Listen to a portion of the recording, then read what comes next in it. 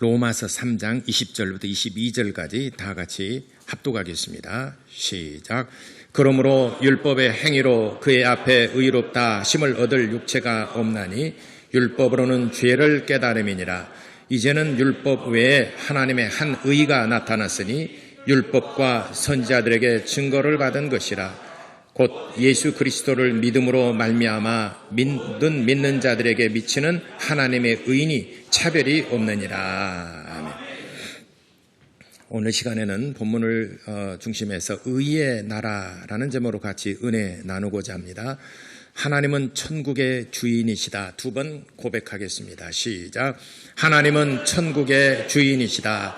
하나님은 천국의 주인이시다. 아멘. 그래서 천국에 들어갈 사람과 천국에 들어갈 수 없는 그 사람을 기준을 정하셨습니다. 주인이지만 누구는 열어주고 누구는 문을 닫아주고 젊은 사람은 들어오고 늙은 사람은 못 들어오고 또 건강한 사람 들어오고 병든 사람 못 들어오고 도대체 그 기준이 뭐냐? 모든 사람에게 공평하게 기준을 정하셨습니다. 아무리 주인이라도 우리로 하여금 천국에 들어갈 수 있는 사람과 천국에 들어갈 수 없는 사람을 구별하는데 그 기준을 정하셨는데 그 기준이 뭐냐? 죄입니다.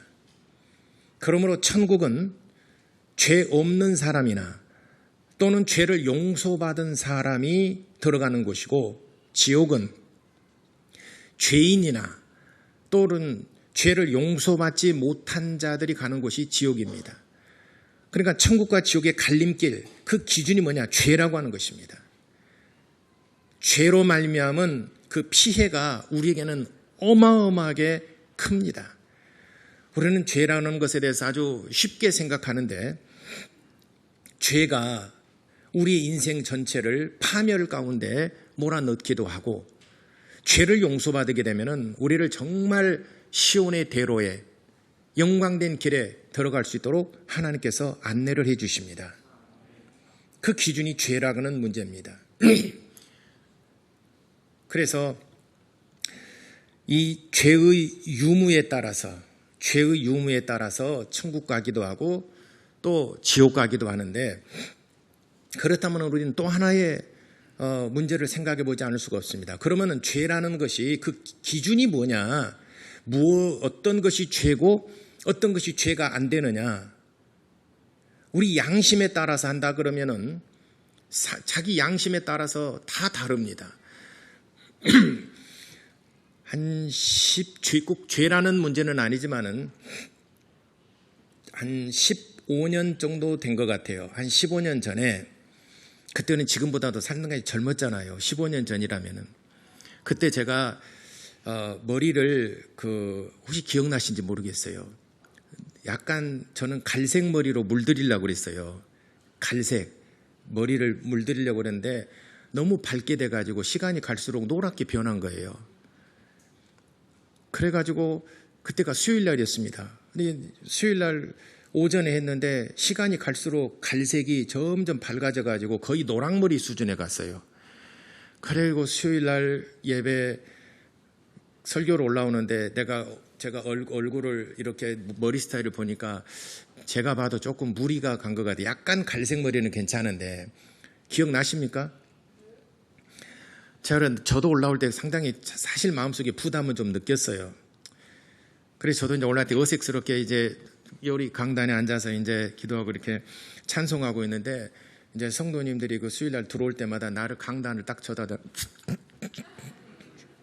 들어오시는 마다 전부 다 나를 쳐다보지 못하고 쳐다보면 고개를 들고 웃고 그 다음에 나를 쳐다보고 찬송 못하고 다 진동의 은사를 받았어요.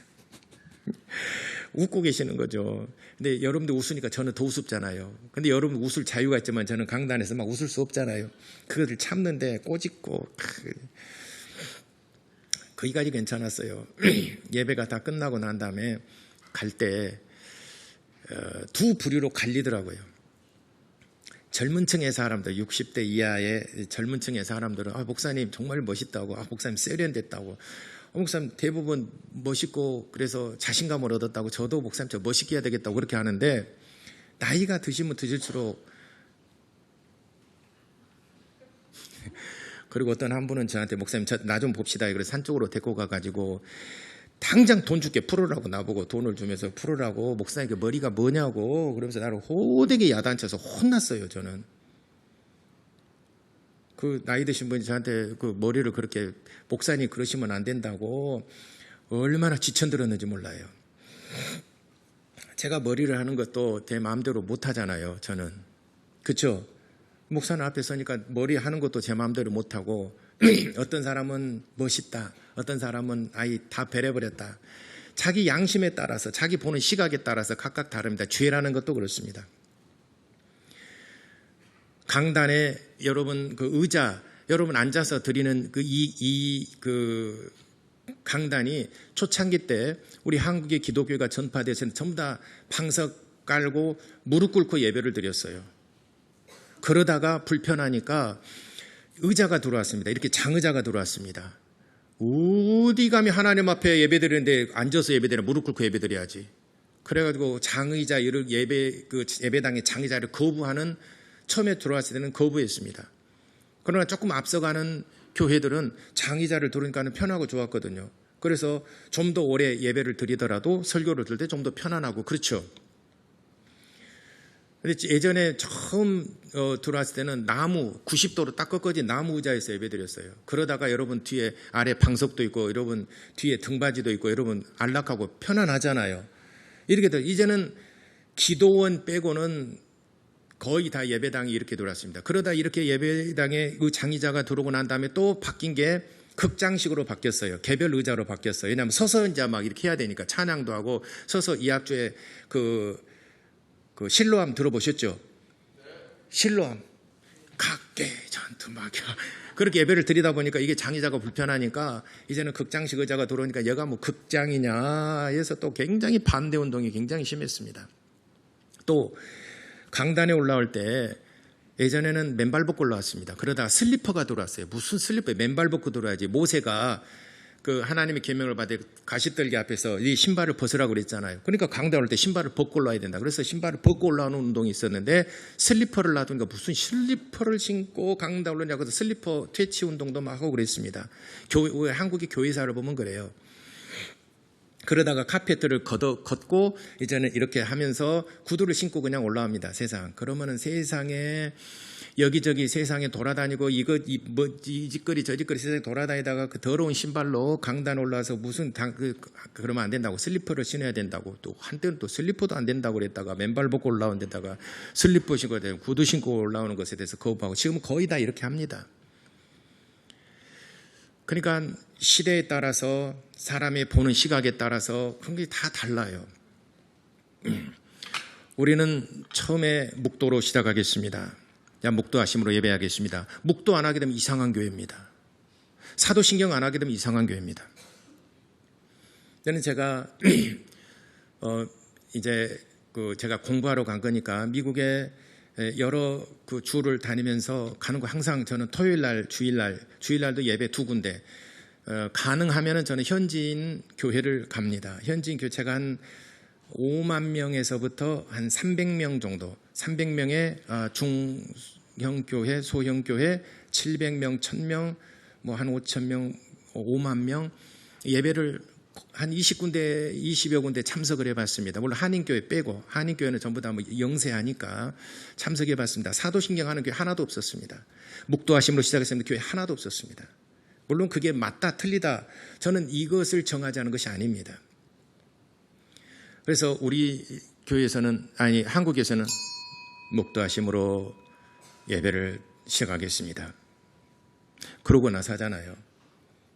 우리나라에서만 우리나라가 선교한 교회 우리나라에서만 묵도하심으로가 있어요. 저는 미국에 뭐 수십 군데 다녀봐도 묵도하심으로 이렇게 한 데가 한 군데도 없어요. 그냥 찬양하면서 예배가 자연스럽게 시작되고 하는 겁니다.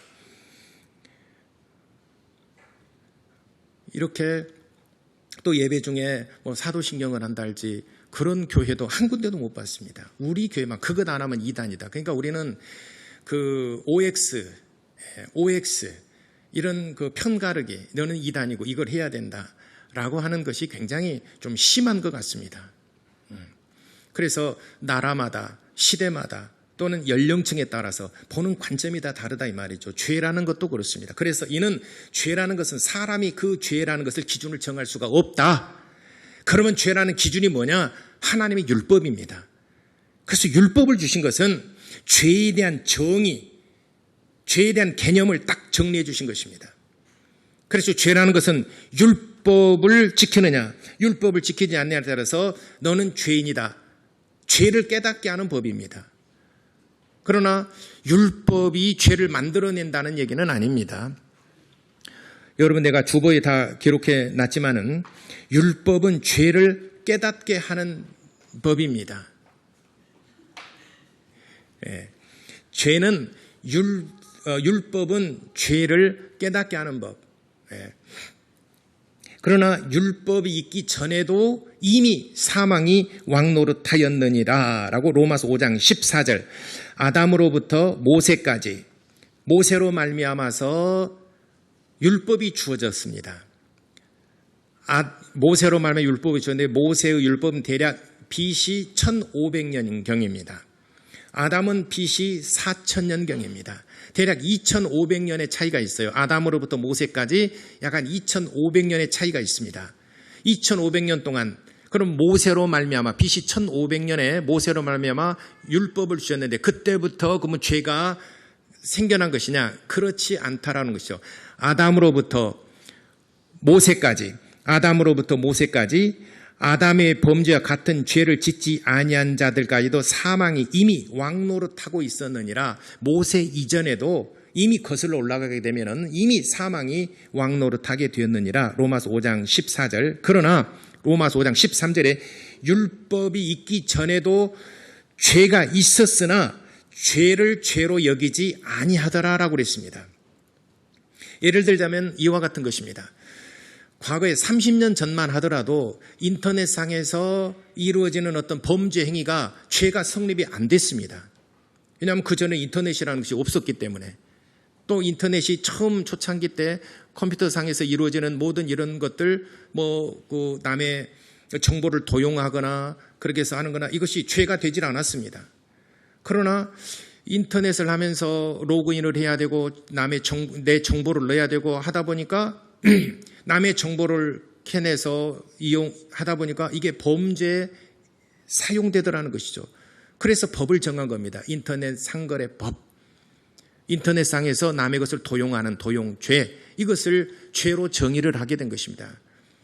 30년 그 이전에는 죄가, 물론 그것도 죄죠. 남의 것을 도용을 하거나 남의 것을 이렇게 그 상거래해서 부당하게 이득을 취하는 거, 물론 그것이 남의 재산을 가져오는 것이고 남의 정보를 가져와 가지고 도용하는 것은 분명히 죄는 죄입니다. 그러나 그 법을 만들기 제정하기 전에는 죄로 여기지 아니하였더라라는 것입니다. 그래서 국회에서 인터넷 상거래법, 인터넷상에서 모든 이런 범죄, 이것도 죄다라고 정한 이후로부터는 이제는 죄가 성립이 되는 겁니다.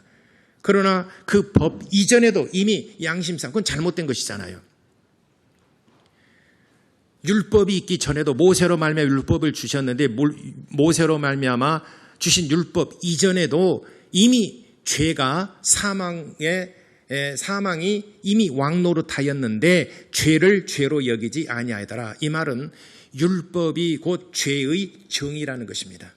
그래서 율법은 죄를 깨닫게 하는 하나님의 법이라고 그랬습니다. 율법은 죄를 깨닫게 하는 법. 로마서 7장 7절부터 9절까지 율법은 죄를 깨닫게 하는 법. 내가 죄인이구나. 이것이 하나님 앞에 죄인이구나. 내가 율법을 받고 하나님 말씀을 들을 때 그래서 하나님께서 나를 죄인이라고 하는구나 라고 비로소 죄를 깨닫게 하는 법이 율법입니다. 만일 율법을 패해버렸다면은 죄를 패해버린 것과 똑같은 겁니다. 혹자들은 율법을 패했다라고 하는 사람들, 이게 11조와 관련해서 율법은 패했는데 그건 구약시대 법이다라고 하는데, 율법이 만약에 패해졌다라고 하면은 죄를 패한 것과 똑같은 겁니다. 율법은 패할 수 없는 겁니다. 요한복음 5장 38절 39절에 성경은 패하지 못하나니 그랬습니다. 그래서 하나님의 말씀을 받은 자들을 신이라 하였거든. 그래서 성경은 패하지 못하나니, 요한복음 5장, 요한이 있을 때 이 성경 무슨 성경이겠습니까? 신구약 전체겠습니까? 구약이겠습니까? 구약 성경입니다. 구약 성경. 그래서 율법은 패하지 못하나니, 성경은 패하지 못하나니 하는 말은 율법을 패할 수 없다는 거예요. 만약에 율법이 패해진다라고 하면은 죄가 성립이 안 되는 거예요. 분명히 저가 죄라는 것인 줄을 분명히 알고 저건 나쁜 행위고 저건 죄악인데 그런 죄가 성립이 안 된다는 거죠. 그러면 천국 갈 자도 지옥 갈 자도 없는 겁니다. 그래서 율법을 패한 것으로 오해하지 말아라. 마태복음 5장 17절에 내가 선지자나 율법을 패하러 온 줄로 오해하지 말아라. 율법은 절대로 패할 수 없는 것이다. 율법은 패하지 못하나니 성경은 패할 수 없나니, 요한복음 5장 38절 39절에 성경은 패할 수 없다. 율법은 결코 패할 수 없는 것이라 라고 그랬습니다. 그러면은 히브리서 7장 8장 9장 10장에 성경은 자꾸 패했다라고 그러는데 뭘 패했느냐? 구원받은 방법을 달리한 것입니다. 자, 율법이라는 것은 죄를 깨닫게 하는 법이라고 그랬습니다. 율법은 절대로 패할 수 없는 것입니다. 따라서 율법은 절대 패할 수 없는 법이다. 시작. 율법은 절대 패할 수 없는, 다시 한번요. 율법은 절대 패할 수 없는 법이다. 만약에 율법이 패진다라고 하면은 죄를 패해버린 것과 똑같은 겁니다. 죄인과 의인을 구별이 없다는 거죠. 로마서 4장 15절, 로마서 7장 9절에 말씀하셨습니다. 율법이 만약에 패해진다라고 하면은 죄의 개념이 없어져 버린 것입니다. 그래서 율법은 절대로 패할 수 없는 겁니다. 그래서 율법은 하는 기능이 뭐냐? 죄를 깨닫게 하는 법이에요. 우리나라 여러 가지 법이 있습니다. 헌법이 모법이고 그 안에서 여러 가지 법들이 있습니다. 그 법이라는 것은 내가 그 법에 비춰봐서 이렇게 해서 이게 죄로구나 해서 죄에 대해서 죄가 성립이 되는 거죠. 여러분, 예를 들어서 신호를 위반하거나 뭐 이렇게 위반을 했을 때 분명히 본인이 알잖아요. 신호를 위반했잖아요. 그러면 경찰이 딱 잡습니다. 경찰이 딱 잡고 문 내리고 맨 먼저 경찰이 하는 말이 뭡니까? 경찰이 맨 먼저 하는 말이 뭐예요? 크게 해봐요. 예? 예. 우리 교인들은 안 잡혀봐서 전혀 우리 교인들은 한 번도 안 잡혀봐가지고 그걸 모르시잖아요. 예. 선생님은 도로교통법 제 몇 조 몇 항을 위반하셨습니다. 신분증을 제시해 주시기 바랍니다. 이렇게 얘기하죠. 그죠? 고개 끄덕은 사람은 다 한 번씩 경험해보세요. 예. 근데 그 법이 없다면 잡을 수가 없는 거죠. 법이 없다면 잡을 수가 없는 겁니다. 그래서 맨 먼저, 그 다음에 범죄자를 현장에서 현행범을 체포를 했습니다. 그럼 맨 먼저 또 그 현행범을 체포했는데 뭐라고 얘기합니까? 묵비권을 행사할 수 있고, 변호사를 선임할 수 있고, 다 법입니다, 그게. 법 조항은 법으로서 그를 붙잡아가는 거예요. 법으로서 그를 붙잡아가는 겁니다. 율법이라는 것은 마치 그와 같은 거예요. 왜 지옥 가느냐? 율법에 당신은 죄인이라는 거예요. 내가 언제 죄 지었는데요? 당신이 죄를 짓든 안 짓든 율법은 로마서 7장 12절로 보면은 하나님의 거룩한 양심이다. 하나님의 법이다. 하나님의 의이다라고 말씀하셨습니다. 그래서 율법은 절대로 패할 수 없는 것인데 구약시대는 그러면 다 율법 앞에 내가 죄인이라는 사실이 드러났습니다. 내가 죄를 지었어요. 내가 알아요. 죄를 지었습니다. 그러면 구약시대에 용서를 받으려면 어디로 갑니까? 성소로 갑니다. 성소. 또는 성전으로 갑니다. 성전에 가서 비둘기든지 양이든지 염소든지 소든지 짐승을 잡아서 포로 시대, 포로에서 귀환한 시대부터는 닭을 잡기도 했어요. 딱 성경 한 군데 나옵니다. 닭을 잡기도. 왜냐하면 포로 귀환한 시대는 없으니까. 너무나 살기 힘드니까 그래도 세계 어디든지 가서 있는 게 닭이잖아요. 달걀은 세계 공통 음식입니다. 어디든지 가도 달걀은 다 있어요. 닭은 똑같습니다. 제가 미국 필리핀에 처음 외국에 갔을 때, 중국 필리핀에 갔을 때 닭이 있어서 여기도 닭이 있네. 닭은 미국 가도 닭이 있고 똑같아요. 한국 닭하고 똑같아요. 영어 못해요. 걔들도 똑같습니다. 예. 그래서 그때 가장 흔하게 잡을 수 있는 것이 닭입니다. 그래서 포로 귀한 시대는 닭 제사를 드렸습니다. 포로 이전에 모세율법에 모세 시대 때 제사를 드리는 것도 솔로몬 시대 때 성전 시대 때 제사를 드리는 것은 비둘기를 잡기도 하고 염소를 잡기도 하고 양을 잡기도 하고 소를 잡기도 하고 그렇습니다. 그러나 포로 귀한 시대는 닭을 잡기도 하고 그랬어요. 어쨌든 간에 이런 짐승을 잡는 곳이 번제단입니다. 곧 성소 안에 또는 성전 안에서 이 짐승을 잡아서 내 죄를 대신해서 그 짐승이 희생을 치러야 했습니다. 그 피로써 제사를 드리면 내 죄를 용서받았다 이 말이죠. 그럼 폐했다는 것이 뭐냐? 그 제사법을 폐했다는 거예요. 성전 안에서 제사하는 법을 폐했다는 것입니다. 그 방법, 죄사함을 받는 방법을 폐했다는 겁니다. 그래서 예수께서 사역을 맨 먼저 시작하실 때 이 성전을 헐라, 성전법을 폐하겠다는 의미입니다. 이 성전을 헐라, 그러면 내가 3일 만에 다시 일으켜 세우리라 라고 말씀하셨습니다. 이건 성전 내 자기 육체를 가리켜 말씀하신 것이라 요한복음 2장 17절로부터 말씀하셨습니다. 이 성전을 헐라, 그러면 내가 3일 만에 이 성전을 다시 일으켜 세우리라. 사람들이 이 성전을 헐라?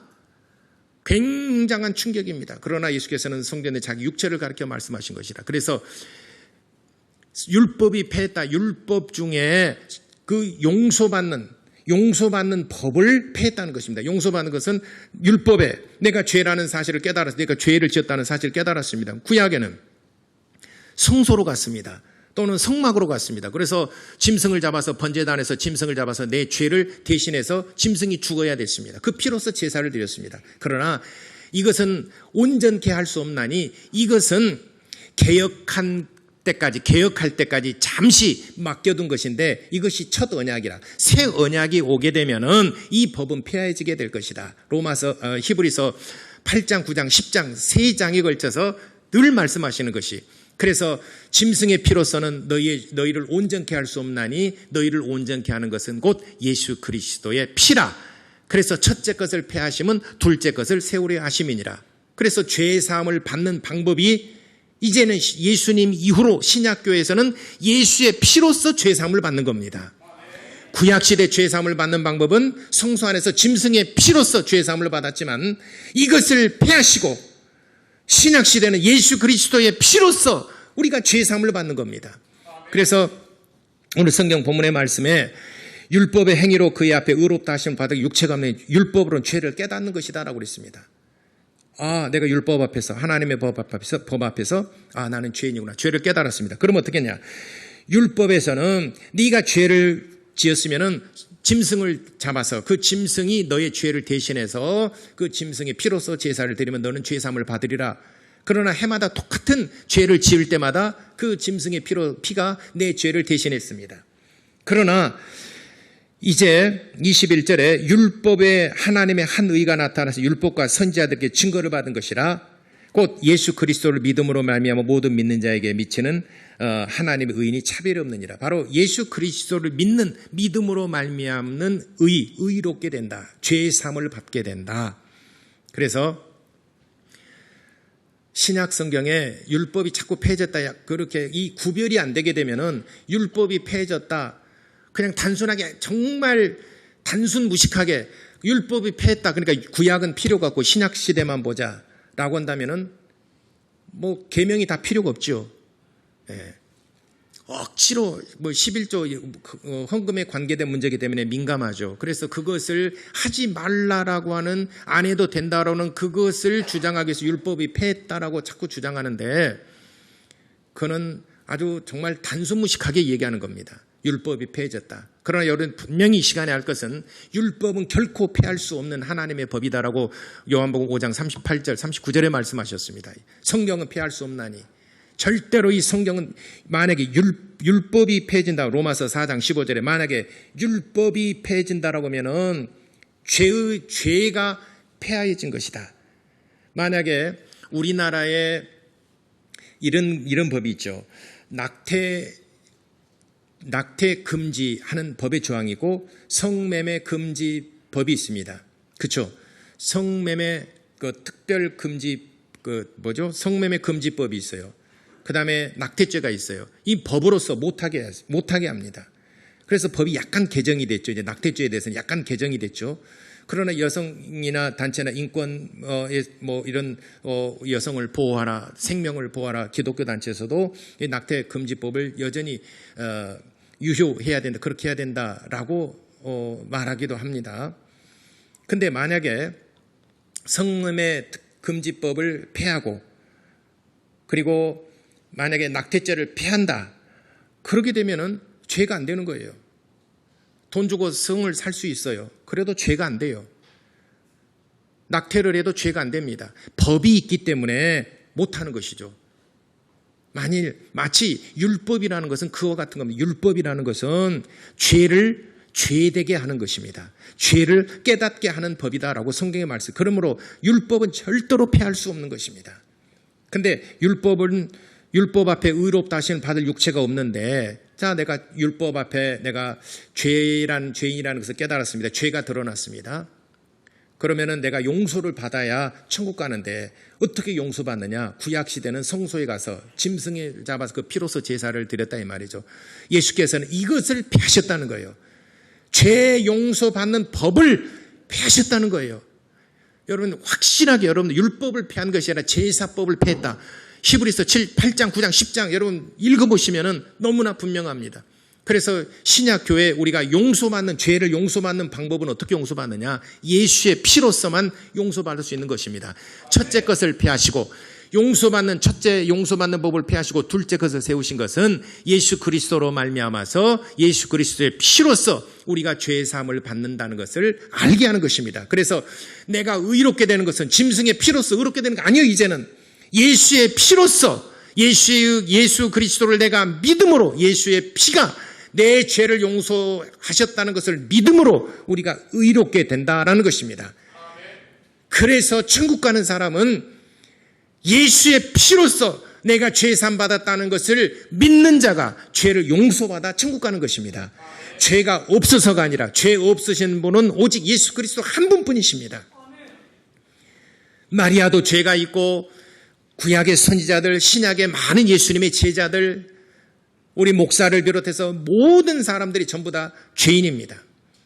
그래서 우리가 죄인들이 천국 가는 방법은 용서받는 방법밖에 없는 겁니다. 죄 없으신 분은 오직 예수 그리스도 한 분뿐이시고 우리 모두는 죄를 용서받아야 천국 가는 겁니다. 내 죄를 용서하시는 분은 이제는 짐승의 피는 제사법은 폐해졌기 때문에 이걸 폐하셨다라고 그랬어요. 그래서 예수님께서 오해하지 말아라. 나는 율법을 폐하러 온 것이 아니다. 율법을 세우러 왔다. 율법을 온전케 하러, 율법을 완전케 하러 왔다. 그래서 너희가 율법에서 죄를 깨달았느냐? 내게로 와라. 내게로 와라. 예수 그리스도의 피는 주홍빛보다 더 붉을지라도 먹물보다 더 검을지라도 너희의 죄를 빨갛게 씻기고 너희를 용서할 것이다. 할렐루야. 그래서 우리가 천국 가는 것은 예수의 피로서 죄를 용서받아서 천국 가는 것입니다. 죄가 없어서 천국의 주인 되시는 분은 오직 예수 그리스도 한 분뿐이시고 우리는 죄를 용서받아서 누구로 어떻게 용서받느냐? 예수 그리스도의 피로서 용서받아 천국 가는 것입니다. 할렐루야. 그러므로 우리의 구원은 오직 예수 그리스도의 피, 이렇게 천국 갈 수 있는 법을 그 길을 안내하는 곳이 바로 교회입니다. 여러분 오늘 처음 나오신 분이라 하더라도 오늘 이 시간에 예수 그리스도의 십자가의 피가 내 죄를 대신하시고 내가 용서받았다는 사실 여러분들이 그냥 시인하면은 여러분들은 죄의 사함을 받는 겁니다. 내 어떤 노력이 필요한 것이 아니고 무슨 고통이 필요한 것이고 내가 죄 지은 만큼 내가 고난을 당해야 되고 그럴 필요 없어요. 그 모든 고난은 예수 그리스도께서 십자가에 짊어지셨습니다. 예수께서 쓴 잔을 받으시고 우리에게 단 잔을 주셨어요. 예수님이 쓴 잔을 우리의 모든 죄악과 고통과 질병과 허물 이 모든 것들을 다 짊어지시고 십자가에 피 흘려 죽으시고 우리에게는 단 잔을 주셨어요. 너의 쓴 잔을 내가 마시었고, 그렇죠. 너의 쓴 잔을 예수 그리스도께서 다 마셨고 나는 너에게 단잔을 주었노라. 할렐루야. 그러므로 우리의 구원은 오직 예수 그리스도의 피, 예수 그리스도의 피가 내 죄를 맑게 씻기시고 의의 나라, 하나님 나라에 들어가는 구원의 은혜를 입는다는 것을 분명히 시인하시고 여러분과 여러분 자녀들 모두가 천국 들어가는 혜택, 천국 들어가는 은혜를 누리게 되기를 예수 이름으로 축원합니다. 기도하겠습니다. 천국에 들어가지 못한다는 것이 얼마나 비극이고 얼마나 이것이 정말 황망한 일인가 하는 것을 깨닫고 나와 내 가족들이 정말 예수 그리스도의 피를 힘입어 죄를 용서받아 하나님의 나라에 들어갈 수 있는 믿음으로 충만케 해달라고 우리 다 같이 기도하시겠습니다.